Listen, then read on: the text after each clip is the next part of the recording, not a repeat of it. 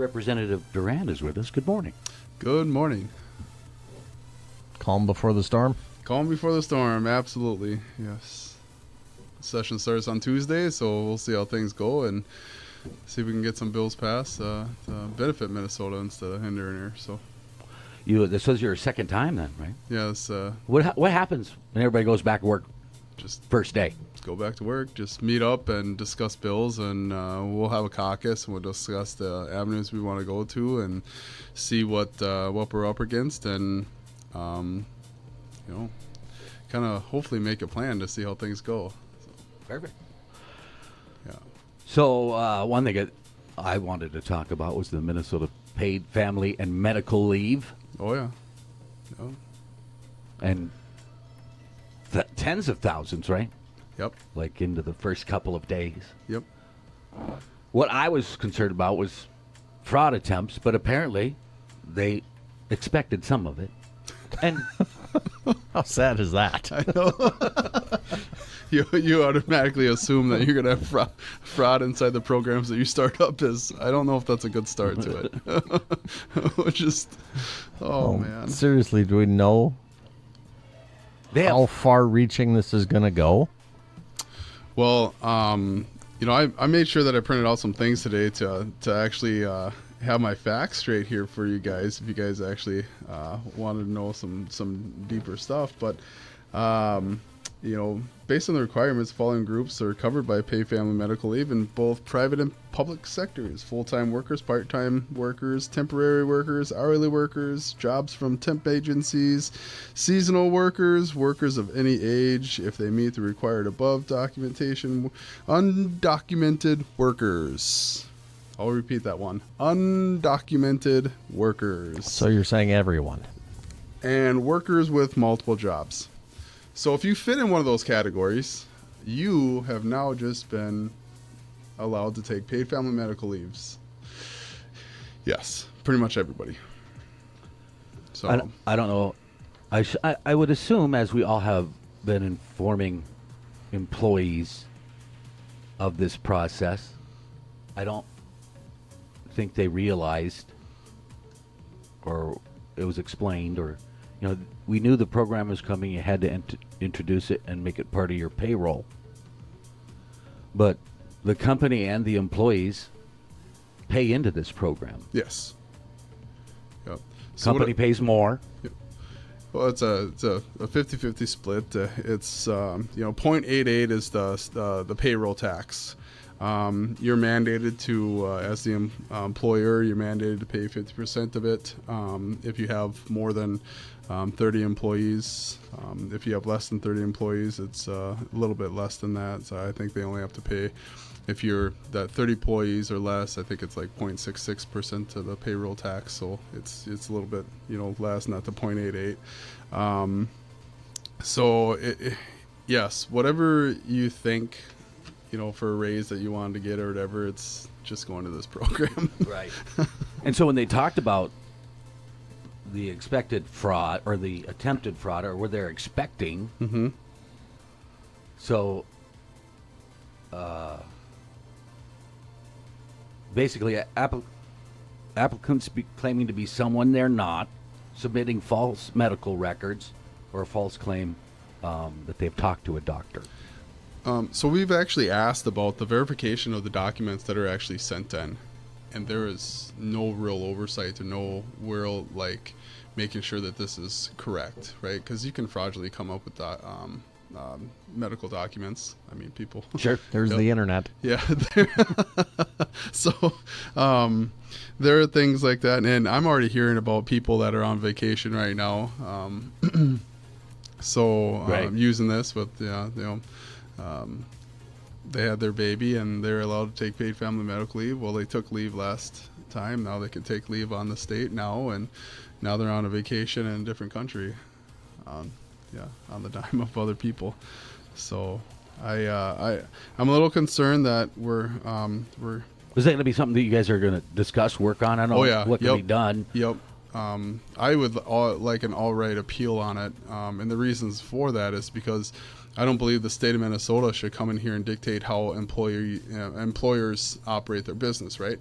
You are now taking this out of the employer's hands, and you're putting it in the state of Minnesota. So everybody's applying for this program through the state of Minnesota, and the state of Minnesota gives you permission to take this time off and then notify your employer when you're taking this time off. So your employer sometimes has no idea when this is going on or when you're actually getting this time unless you notify them ahead of time. So there's a big disconnect there as well. So some people are just like, yep, I'm gone tomorrow. I got approved by the state. And then employers are running around like, whoa, hold on. So it's And only we're not talking you're taking leave for a week. It's half a year. 12 to 20. There are some specifications to get to that 20 mark. Yes. It's 12 weeks right away that you can get approved for, and then you can come back for some added 8 weeks if you qualify for it. So you can only take 20 weeks out of the year. Well, there's only 52 weeks in it. Nearly half. A lot closer to half than anything else. Yeah. I might be remembering this wrong, but the dollar figure that they came up with, is it not possible for someone to get paid more on leave than they actually make? Because isn't there a percentage of statewide average for whatever industry or whatever your job happens to be? And let's just say you don't make that. Well, you can make the statewide average. Yeah. Yeah, they do have a formula.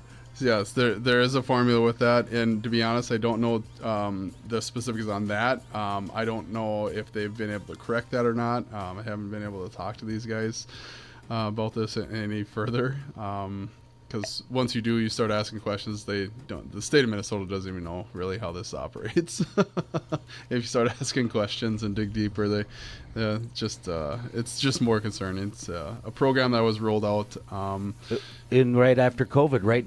Yeah. Right at the end.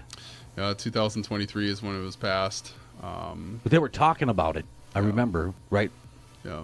There are other states who are actually going through this, and they're failing miserably right now in it. It's hurting the workforce. They're not able to sustain the funds that are in there. Are not able to sustain the amount of people that are actually taking a leave in itself. And I don't necessarily think it's gonna, cripple, too many small businesses unless, everybody takes it. But, bigger companies with a lot of employees, I don't know how they're gonna keep up. I just don't know how anybody's going to keep up, to be honest. I'm small business alone. If you have 3 employees and all 3 of them take paid family medical leave, what are you going to do? Right. And then you got to find somebody to replace them. Yeah. For a while. But I mean, what half do a you do year. with those people that want to? That want to stick around. What if you really like this person? You can't fire the people coming back because Right. they're protected on that as well. So And there are, with the program, not saying that there isn't people that will benefit from this and they need it because of a pregnancy, maybe a family member with cancer, right? There are where this is what it's designed for, to help. Yeah. But it's a large net now opposed to a focused situation. Yeah. When you're able to, I guess, you have a baby last year. And if the baby is within 18 months, I believe, you're able to still take paid family medical leave in 2026. Yep. So, it just, I understand. I mean, my wife would want to be home with our kids as much as possible. Sure. And if that's the case, then you just try to find a way to make it work. People need to start living within the means of how they want to live their life. I mean, What was it? What is it? Was it used to be like 6 weeks for a pregnancy? After pregnancy, it would be allowed to have 6 weeks off. Yeah. The deal is that we also had, we also have the federal program, right? FMLA, Right. family medical leave. Okay. That's 12 weeks without pay that you were mandated, like the the federal government came down and said, yeah, if something bad happens, you're mandated to give these people some time off, right? If you can take the PTO and everything else. If you don't, then you just take it unpaid, right? Well, these people that can do this now, if they don't understand how it's done, they can take the 12 weeks right after. True. But and I think mom and pop businesses, local, not large corporations, I mean, they have a limited staff. A lot of times they're long-time staff.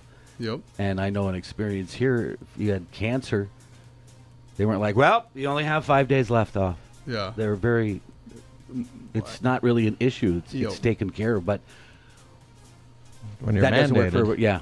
Yep. that makes it's totally different. Yep. When it's mandated. So it's something we have to work through. Yes, and it's something, obviously... I don't think it can be changed, right? You can try to change Never it. say never.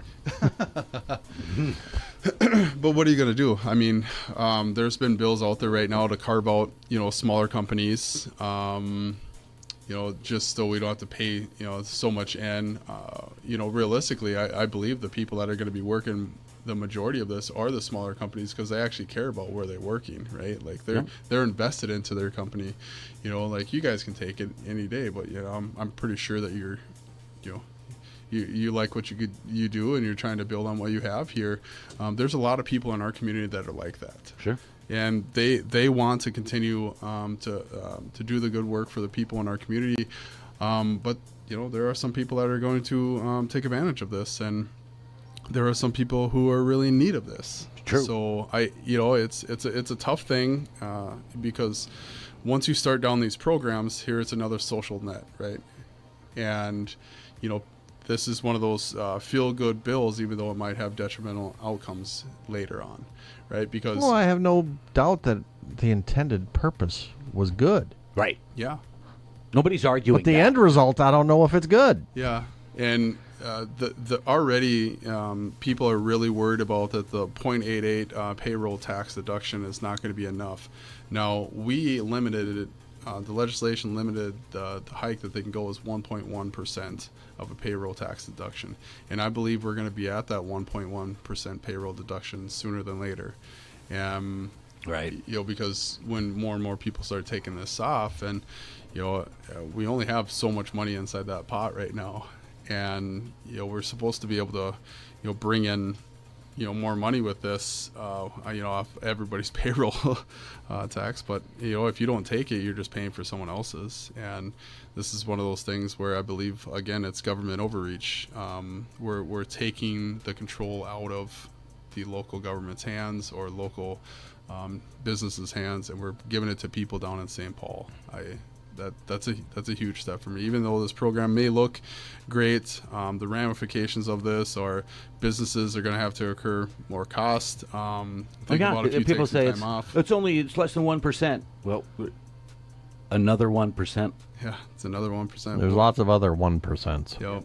And there's a lot of people out there that are, especially businesses. And then you go, and a prime example here is the big thing that is really cut on a budget that is it has a direct impact to all of us here, the school system.